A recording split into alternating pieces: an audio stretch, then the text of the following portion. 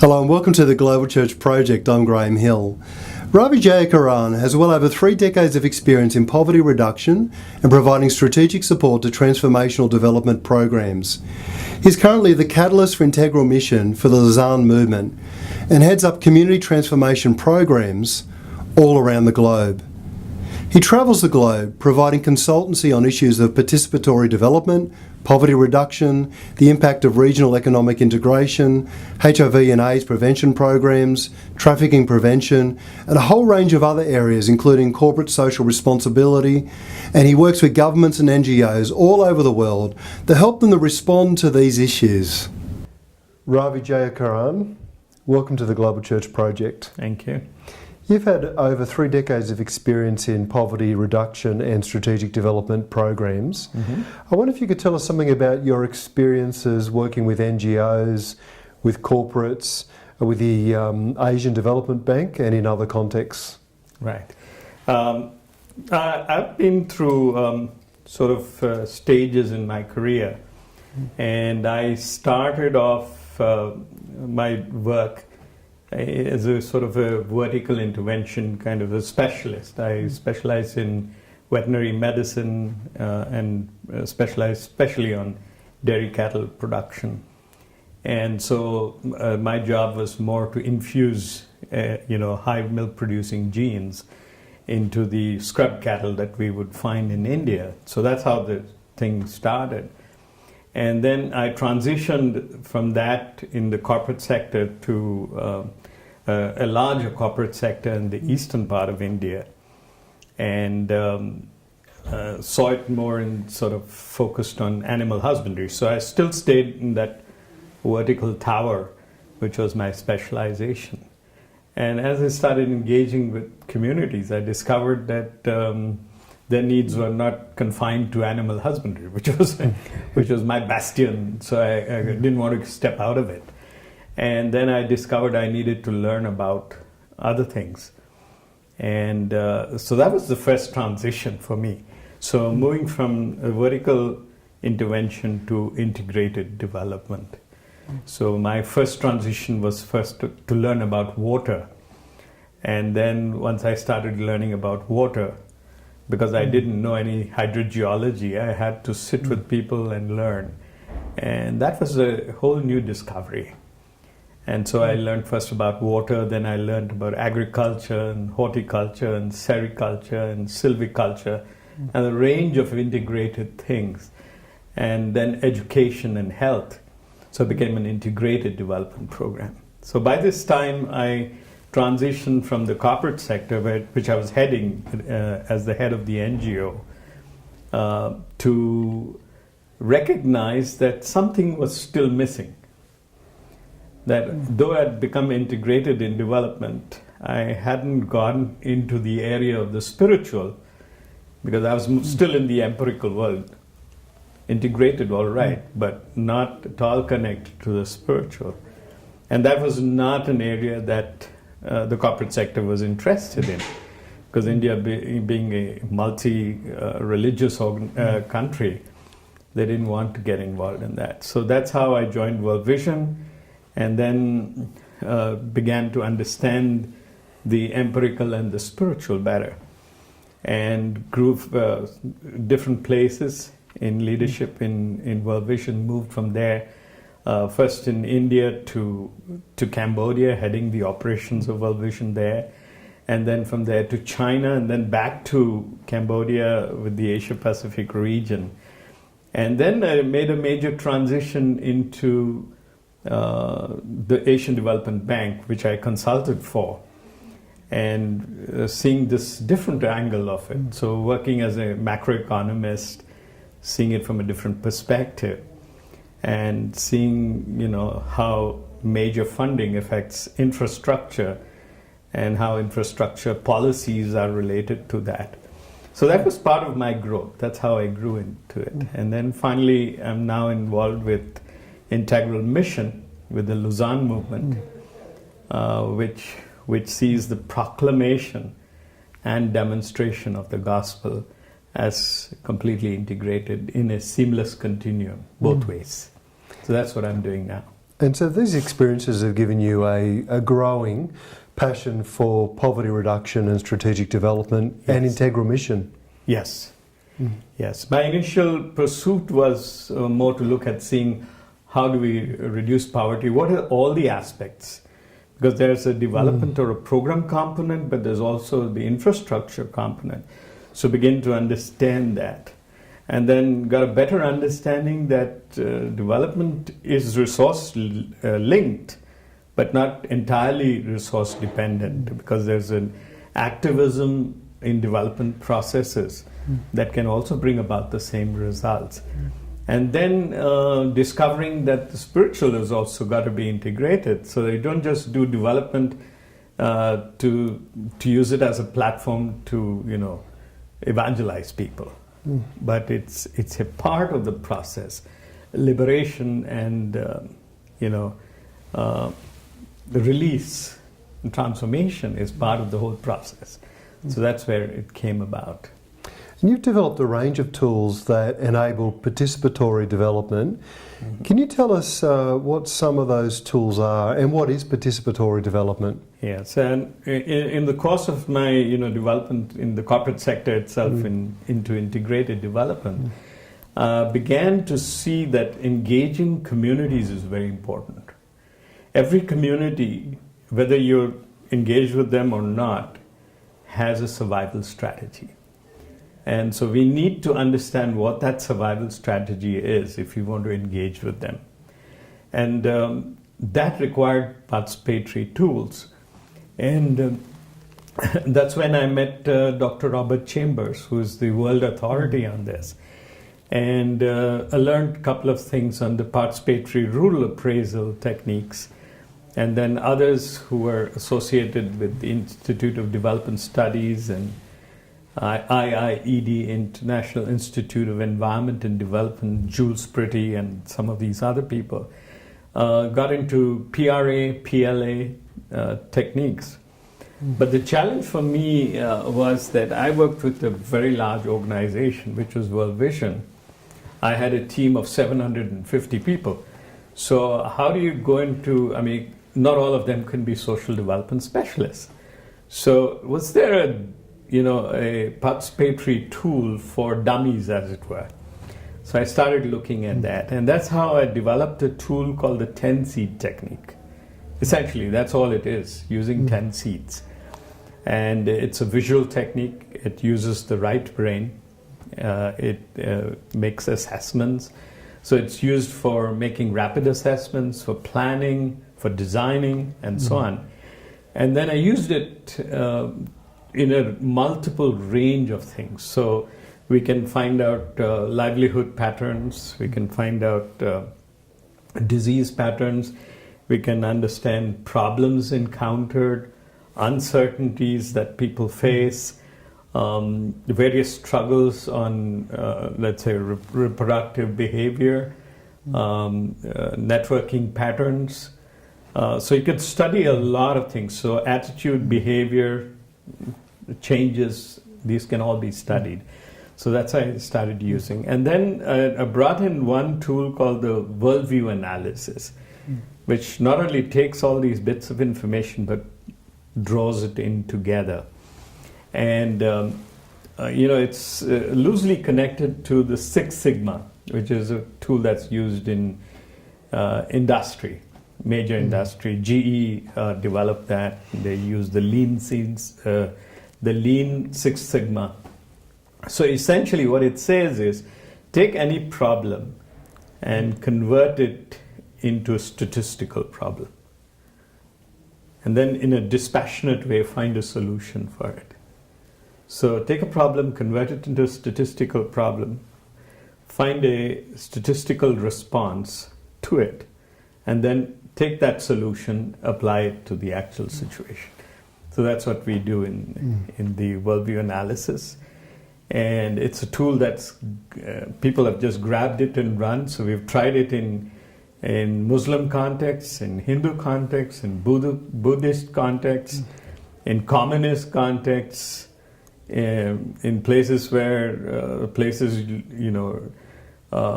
very isolated.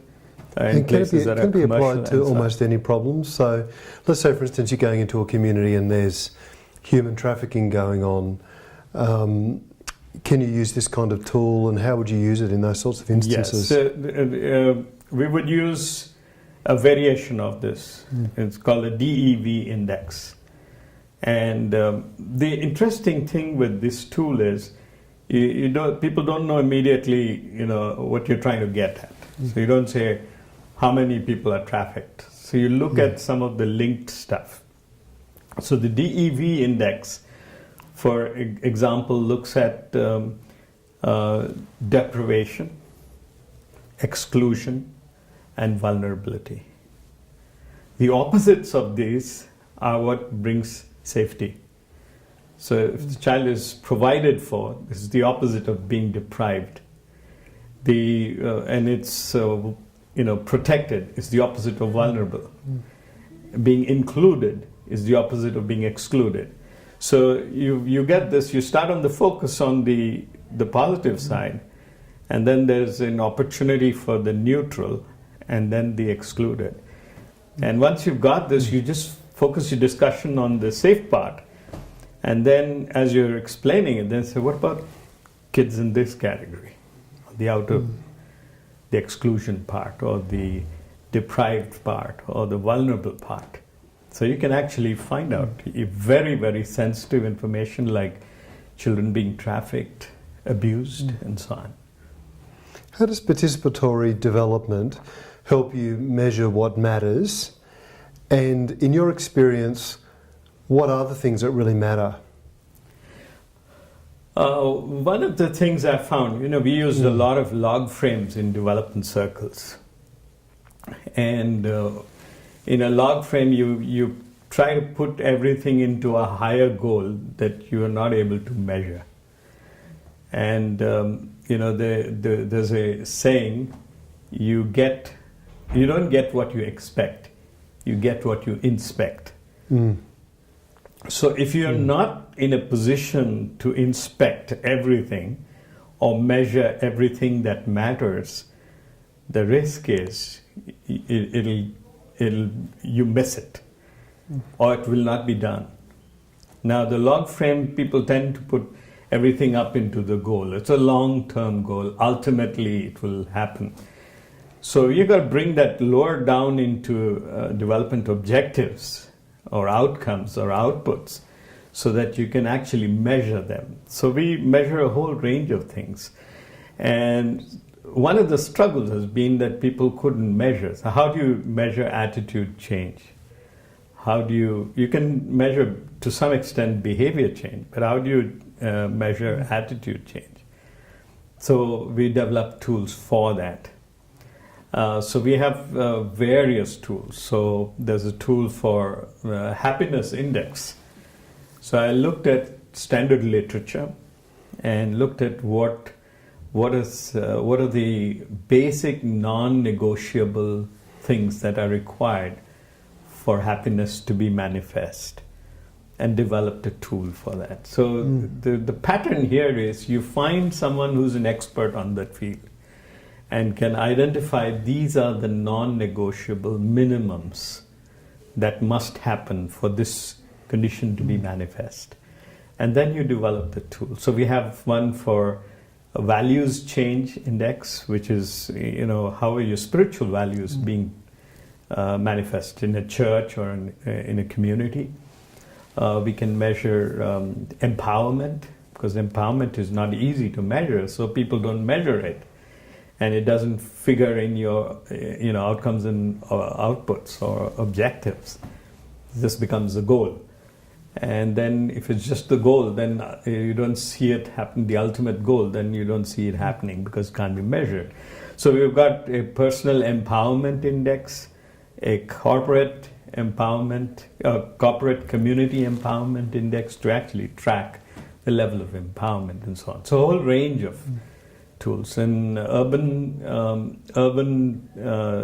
contexts, how do you measure if there's urban transformation taking place, especially in the area of the spiritual? How do we measure that? So we can actually do that. There's a tool for that.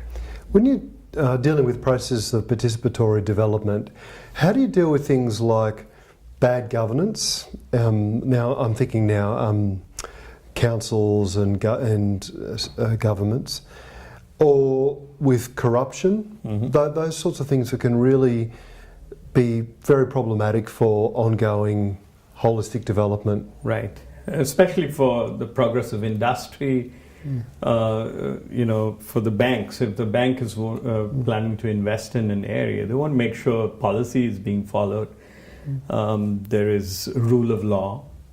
So again, you can identify for this. So you can set up a tracking device to see, again, the basic non-negotiables. So you want to make sure it's safe, investment is protected, there's a fair trade, and so on. So you can identify these. So you identify them in multiple contexts. You look at someone who is an expert on that and say, if you say that so-and-so place is good for industrial investment or for commercial investment, what do you feel what have you sensed and know for sure are the basic minimum requirements, 4 or 5? It's good to keep it within around 5 or 6 and go a little higher. In values change, we go up to the 9 fruit of the spirit. So you can, for 5 or 6 is a good number. And then make sure those are non-negotiable.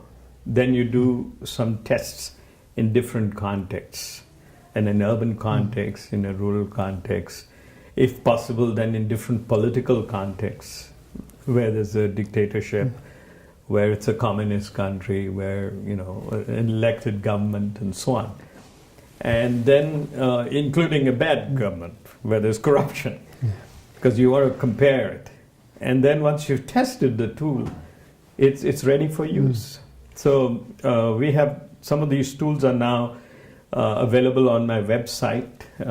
If you go to my website, which is www.ravijayakaran, RAVIJAYAKARAN.com, and under the blog section, there are a whole lot of tools that you can actually use your smartphone to do those tools. And can those tools be used by local churches? Yes. As they seek to make a difference in their communities as well? Yes. So initially, I did it with rural and urban development context kind of communities, and then checked it out with the church. So the worldview analysis, the holistic worldview analysis, is an excellent tool to do with your church. And you can get the pastor and the seniors and the congregation excited over this, because there's an actual way for everyone to engage, and then for the pastor to look from within his own congregation for people with those strengths in those particular areas. It can be used in industry. So I'm negotiating with a couple of industries to have a analysis like that. So as a corporate whole, the industry can look at tracking. But it's not only a tracking device. It's not only for measuring what matters. It's also for analyzing, for planning, for designing, and then tracking progress, of course. I think this is very interesting, because there's a lot being said and written these days about churches engaging their neighbourhoods, transforming their communities. But most of the time, these are sort of motherhood statements or generalisations without a lot of resources or tools or guidance on how churches can be involved in this kind of thing. I'm trying to work on something like that, because oftentimes people want you to come. Can you come out and help us do something for this? Now there's a limit to the extent you can do that. So I'm trying to put it together in a sort of a book. And in the course of the conversation, so I'm actually using actual cases when we did it, and trying to capture some of the conversations I had so that it answers the question. And it's a way of engaging the church in that whole process. Over the years, especially, one of the things I discovered And I've kind of always known it, but it happened when my wife Vimla was in her women's group, was doing this Bible study, and they were studying Blackaby, and knowing God and loving God, and seeing how do we know what God is doing, because it's not so much us doing something, planning and asking God to come along, but seeing what He's already doing in communities. God is at work in every community. So we need to understand what He is doing. So if you go into a community development context, say in a rural area, one sure place where God is doing something is in the local church. It may be a broken down church, it may be a non-functional church, maybe a church that's rift with problems and so on. But that's His body, and she represents Him. So see what God is doing there and join Him. So how do you do that? The Worldview analysis tool helps you understand what is God doing in that community. And then how do you engage that church and that pastor whose only interest is his own congregation to see a wider vision, to see his whole community where the church is based, and get them and equip them, his congregation, to be witnesses. And then connecting outside people, let's say, and that's the way Paul worked. He connected churches with each other. And then he sent emissaries from one to the other to encourage, correct, build, support, and minister to. So then you have, let's say, connect a Western church to that community. So they're not only feeding in and supporting the program, but when they come, they catch the vision for what they saw in that pastor's vision expanding to his whole community. And when they come back, they see, hey, we have just been focused only on our church and our congregation. What about the context where we live? We've never reached out to the community here. Just as that church expanded, we can do. So you have an actual situation where this church, which initially sort of supported this church in the developing world, has now started having a reverse effect where this church in the field has influenced this church to become mission-minded. So I see tremendous opportunities there. And that's what I'm involved with integral mission and challenging churches to be involved like that, organizations to be involved in that way. And it would seem to me that if you're going to be about transforming a local community and discerning what God is doing in that community, you have to be talking about partnerships with governments, NGOs, businesses. So how do you help these various groups, churches and these other groups, partner together in participatory development? It's interesting that you asked that question because most organizations, very few, unless they're very highly resourced, that have a very wide platform for the kind of engagement that they have. Most of them are very focused only on health, only on education, only on micro-enterprise, only on agriculture, only on safe water, which are all important, but they're just entry points into the rest of what the community needs. So while engaging on some of those sectoral issues can get you credibility with that community, so they're ready to engage with you. But then sooner or later they're going to say, hey, you help me with this. What about this? Yeah. What about this? What about this? What do you say about this? Now I really trust you. I trust what you say. Tell me what should I do about education? Or what should I do about my agriculture? And at that stage you can't say, sorry, I'm only a health guy. We only do water. That's all. We only deal with water. Yeah. Leave the rest of it to somebody else. Yeah. And the NGO world has this unwritten law that no one goes where another NGO is. An new NGO will not go in there unless asked to go. So you become the point person or the key engager in this process. Start with what you can do. But don't come to the point where you're looking at other areas that are not part of what your strengths are and say, sorry, you can't do anything, or, You have an access to other NGOs which are part of your network, other Christian organizations, even other good organizations that may not be Christian, but will not set a bad example when they get in there. And you bring in those areas of expertise that are required. So there's scope for networking, there's scope for bringing other people in, there's scope for even developing that community into a local NGO and equipping it with the capability of knowing who to go to for various functions. Even holding the government accountable at the local level to provide the services they claim they are providing. Healthcare is supposed to be free and someone might be charging or not coming. Education may be free, but the teachers may not be coming. So how do you do that? And that's where the capacity of that community. So everything is tailor-made to the community's needs, including bringing in, through networking, the right organizations, whether it's government or another NGO, and so on.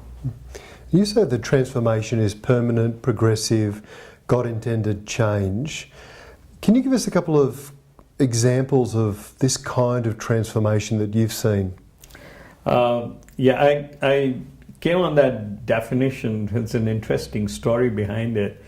It happened in Worldview, where the new person came in at the mid-level. And he spent a whole month in orientation, and he came back and he said, the debriefing meeting going on, and he says, okay, I've got a question. So everyone's like, what's your question? He says, can you define transformation for me? It's a good question. And everyone laughed. So he waited and he says, okay, now that you laughed, tell me what the definition That's a good question. is. So they all turned around and the development people said, the program people should know, and the program people said, no, only the technical program people should know. We can describe it. So they found they could describe transformation but not define it. So that became a challenge. How do we define it? And so that's how I came up with that definition. It's progressive, because there are certain stages where growth is only in size,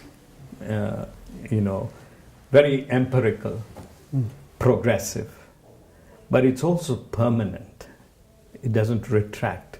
If the thing that causes the change is gone, it doesn't retract back to its own. So it's progressive and it's permanent. And then what is the ultimate purpose of transformation? God wants for each of us to grow to the fullness of the potential He has given us. That's God intended. So I loved using that term, that definition, till I went to China. Now in China you can't have a definition with God in it. And at the same time, without compromising, how do I say something that's important so that it makes sense to them? So I came up with a variation of this, which was progressive, permanent development to full potential. And the Chinese love that. But that's exactly what it is. God wants us that we might grow to the fullness of the potential He has given us. So that's the definition. I think there'll be others using that definition in the future. I think it's a great definition that kind of gives a nice frame for preferred change. So I think about change that's being led in organisations, even in churches, for instance.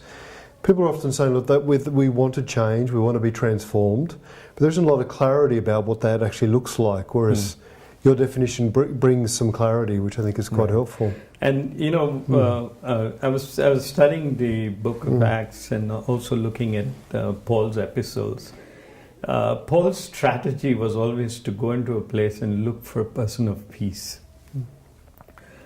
And I would define a person of peace as one who has started responding or seeing what God is doing in his community. I might not be even conscious that God is doing this, but he's become sort of seen a vision, engaged. And as you look at that person whom God has engaged in this process, and start building that person needs to grow and, progressively, permanently to full potential. And that person then becomes the key person who becomes the change agent, along with those who that person, he or she influences, then becomes the core group that becomes the transforming group in that community. And it's tremendously powerful. One of the mistakes organizations make is they want everything to be traced back. I guess it's a donor requirement. Yeah. We did this. And I think if we keep saying we did it, it's a failure. Because there's a Chinese philosopher, Lao Tzu, who said with the best leaders, when they have done their work, they've built the community, worked with the community, developed them to full potential, and the community is on the move, the people will say, we did it ourselves. And that's the role of the catalyst, to be there and facilitate those changes without becoming a part of the equation. You're there, but you haven't, you don't, if we take you out at some stage, the process doesn't stop. So that's the important thing in development. How do we help marginalised and vulnerable youth and children get involved in processes of change? One is first, of course, engage them. So we engage the marginalized. I was reading a long time ago, there was a guy called Glenn Leet, and his wife was Mildred, Glenn and Mildred Leet. And they worked with the UNDP, which is a very top-down organization. And they started they decided when we finish with working with the UNDP, we'll start an organization that's the exact opposite in its way of thinking. So they started an organization called Down Up, and they had a beautiful definition as their mission statement. And this is what it was. Every human being, no matter how beaten down, dreams of a better future and will work like a champion to achieve it if given the opportunity. And that applies to the person of peace. It applies to, any community. There's someone there who at this point of time may be tied down. But when that person gets released, there'll be change. Now, you asked me earlier if I could think of some examples. I'm thinking of one from eastern Kenya. Joseph Kitsa was a village chief. He was first generation of younger chiefs. At that time, all the chiefs were in their 70s and the 80s. And the government decided, no, we must have younger chiefs. So this guy was 40 years old, the most educated, but he was from the same community. So the rest of the community is like, we've seen you from the time you were a kid, and now you're our chief, just because the government made you our chief. But he had a vision to see something happen in his community. So when we did the Worldview analysis in his community, he was, on his table, because it was the only table in the community. So sitting on his table, because there's flip chart there, he's trying to pull it because just as we were trying to finish it. So I thought he wanted to use that for some other purpose. As a chief, what happened? You're in a hurry to do some other work. He says, no, finish this quickly, finish it quickly. So we finished this analysis.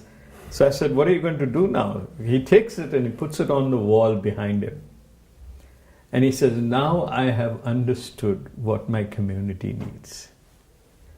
If anyone comes here and says, I want to help your community, I'll take them to this chart.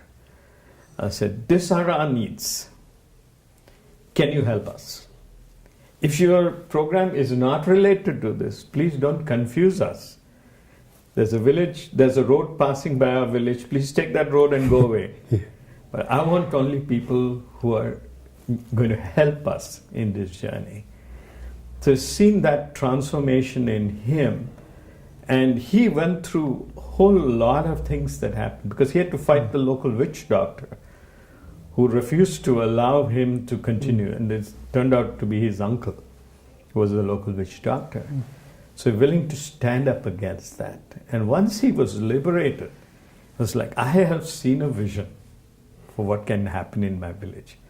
His community was transformed. And finally, came to the place, his boss decided this guy needs double promotion. He's so good, we need him to influence the whole region. And he says, I don't want to move out of my village. If you want to shift the office of that position to my village, I will do it, because I want to continue to be able to do this. And so they actually moved that office from another town into his village so that he could do it. So here's a case of someone who's progressively grown, that is permanent, and risen to the full capacity of the potential God had given person. What sort of issues do you cover in your book, Empowering Children? So we looked at a lot of these things focused. I wrote that specifically for organizations that were child-focused. And every one of these tools, in fact, the book Empowering Children has about 37 tools that can be used, very simple tools where children can be engaged in their whole development process. Their perspectives can be taken on issues which they're happy about, they dream about, what they want to do, even involve them in the planning process that is for them. And so it applies the same way for children as well as youth. And youth have a lot of energy. And because we don't harness that energy, it gets diverted into all sorts of unnecessary things. If we can start harnessing that energy, it'll be just tremendous. So you have to find again a means by which they can engage. So especially with children, what we do is we intersperse it with games and other fun activity, and then we come back to it. And then we take a little longer in doing it. And then once it's done, they can actually be even responsible for tracking progress. And children, once they're engaged, can actually tell people, don't do that. I don't want you to damage the plants. Don't do that. It's not good to do this. So they can be engaged. At the same time, they can be instrumental in negotiating with their parents about timings and so on. For example, in one village in China, when we did the exercise, the kids told us they were very upset that their games were interrupted. So we said, can you tell us what that is? Go into details. They were like, we were playing this game, okay? And I was just winning. And my mom came and said, it's time for lunch, come on. Pack up and go. He said, I was winning. After so long, I was winning. And she didn't even ask me, give me 5 minutes or 10 minutes to finish my game. I would have won it. He was very upset. He went back, and then his mom had a different perspective. Says children don't obey their parents. But that's what he felt, that he had not. So we actually negotiated with the parents afterwards and said, they feel bad about this. So one parent says, oh, I think I know who that might have been. I must be careful. So things like that. We forget that children have a plan. Children have feelings. They have a vision. They have a desire to do something. And sometimes we impose on them our desire. And God Himself, when He's dealing with us, doesn't impose His will on us. He's willing to wait till we're ready to follow what He wants. and what is best for us. Is there anything else you want to say to us today? Yeah, interestingly, empowering, empowerment. So now I was like obsessed with finding definitions. So what is empowerment? It's progressive, permanent release to develop and grow to full potential. And so that's what I challenge people. Empower communities. Because once they're empowered, you see them excited because they're then able to replicate and grow independent of you. And there is no greater joy than for that to happen. It's like parents with children. There is a point when they are dependent on you. But the time when you see them become developed and independent, and then have their own families, and they have their own kids, and they're multiplying. So nothing as great as that. So I'll be talking about empowering communities, and that's what it's about. Ravi Jayakaran, thank you for joining us at the Global Church Project. Thank you. The Global Church Project is located at www.theglobalchurchproject.com. On our website you'll find a wide range of interviews and resources for colleges, universities and churches. I look forward to your company next time. From me, goodbye.